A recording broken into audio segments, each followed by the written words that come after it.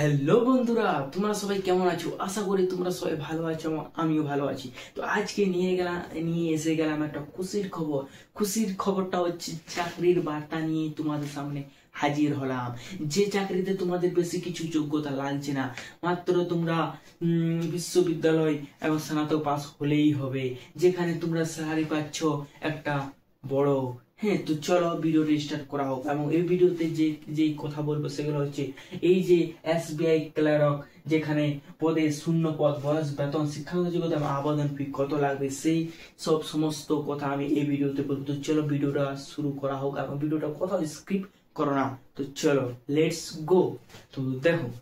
তো দেখো SBI clerk, যেখানে 2025-এ SBI State Bank of India, যেখানে 6589টি শূন্য পদ বার করেছে। ঠিক আছে, যেখানে তোমরা সহজে আবেদন করতে পারবে। তো দেখো, যে এসবিআই ক্লার্ক, যে পদের নাম হচ্ছে জুনিয়র অ্যাসোসিয়েট। ঠিক আছে, যেখানে জুনিয়র অ্যাসোসিয়েট পদের নাম হচ্ছে। এবং যদি শূন্য পদের কথা বলা হয় তাহলে এখানে আছে 6589টি, যেটা এখন আমাদের দেশে সমস্ত রাজ্যে এখন রিক্রুটমেন্ট বার হয়েছে, সবাই এখন ফর্ম ফিল আপ করছে। তাই আমাদের পশ্চিমবঙ্গ বার হয়েছে, তাই তোমরা যত শীঘ্র পারেন তোমরা আবেদন করে দিন। তো দেখো, তাহলে আমাদের শূন্য পদ রয়েছে 6589টি। এবং বয়সের কথা বলতে গেলে বয়স লাগছে 20 বছর থেকে এবং 28 বছর, সর্বোচ্চ 28 বছর হলেই তোমরা এখানে আবেদন করতে পারবে। ঠিক আছে, 20 বছর থেকে সর্বোচ্চ 28 বছর তোমরা হও, তো তোমরা ভাবো না, একদম কি করবে, ফর্ম ফিল আপ করে দাও। একদম সাইবার ক্যাফে, না হলে আমার ভিডিওতে একটা লিঙ্ক আছে, সেই লিঙ্কে ক্লিক করে একদম চলে যাবে ফর্ম ফিল আপের ওয়েবসাইটে। ঠিক আছে, তাহলে এখানে বয়স হচ্ছে 20 বছর থেকে সর্বোচ্চ 28 বছর। এবার বেতন, এখানে বেতন রয়েছে হেভি, বেতন রয়েছে 24,000 শুরুতে। তোমরা যখন জয়েন করবে, যখন তোমরা কোয়ালিফাই হবে, সিলেক্ট হবে, সেখান থেকে তোমরা বেতন তোমাদের শুরু হচ্ছে 24,050 টাকা। ঠিক আছে, 24,050 টাকা। সর্বোচ্চ তোমাদের বেতন যেটা ইনক্রিজ হবে সেটা হচ্ছে 64,480 টাকা পর্যন্ত তোমাদের বেতন বাড়বে। ঠিক আছে, এবার শিক্ষাগত যোগ্যতা, তোমাদের কোয়ালিফিকেশন কি লাগবে? ঠিক আছে, দেখো কোয়ালিফিকেশন লাগছে বিশ্ববিদ্যালয় থেকে স্নাতক পাস থাকতে হবে।